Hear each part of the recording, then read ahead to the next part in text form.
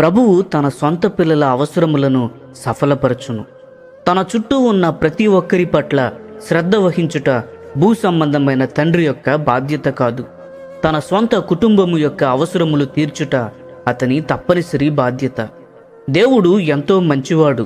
తన పిల్లలు కానటువంటి ఆకాశ పక్షులను కూడా ఆయన పోషించుచున్నాడు.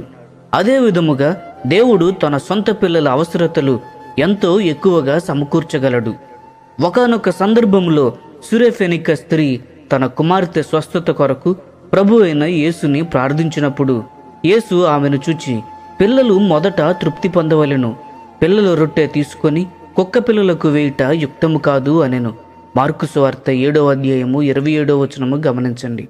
అందుకామె, నిజమే ప్రభువా, అయితే కుక్క పిల్లలు కూడా బల్ల క్రింద నుండి పిల్లలు పడవేయు రొట్టె ముక్కలు తినును గదా అని ఆయనతో చెప్పెను. ఆమె ఇచ్చిన జవాబును బట్టి ఆమె కుమార్తె వెంటనే సంపూర్ణముగా స్వస్థత పొందెను. దీనిని మీరు ఆలోచించండి. క్రింద పడిన రొట్టె ముక్కలతో సాతాను యొక్క బంధాల నుండి మనలను విడిపించగలడు. కాబట్టి రొట్టె అంతా దేవుని సొంత పిల్లల యొక్క అవసరతలను ఎంతో తీర్చగలదు. కాబట్టి పిల్లలు మొదట తృప్తి పొందవలెను అని యేసు పలికిన మాట మనకు ఎంతో ఉత్తేజమును ఇచ్చును. మా తండ్రి, అనుదిన ఆహారము నేడు మాకు దయచేయండి అని మనము ఇప్పుడు ప్రార్థన చేయలేమా? మన విలాసములకు అన్వయించుకొనమని యేసు బోధించలేదని మనము మనసులో తప్పక ఉంచుకొనవలెను. తండ్రి, నేడు మాకు ఐస్ క్రీం దయచేయండి అని ప్రభువైన యేసు మనకు బోధించలేదు. అయితే అనుదిన ఆహారము నేడు మాకు దయచేయము అని ప్రార్థన చేయవలను. ఫిలిప్పీలకు రాసిన పత్రిక 4వ అధ్యాయము 19వ వచనము గమనించండి.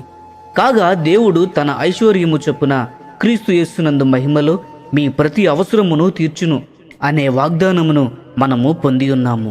కాబట్టి మనము కోరుకునేది కాదు, కానీ మనకు ఏది అవసరమో అదే పొందుతాము. మనము కోరుకున్న దానికి మరియు మనకు అవసరమైన దానికి ఎంతో వ్యత్యాసము ఉంటుంది. ప్రియ స్నేహితులారా, ఈ సందేశములు మీకు ఆశీర్వాదకరంగా ఉన్నట్లయితే లైక్ చేయండి, సబ్స్క్రైబ్ చేయండి, అనేకులకు షేర్ చేయండి. మీ విలువైన అభిప్రాయములను కామెంట్ రూపంలో మాతో పంచుకోనండి.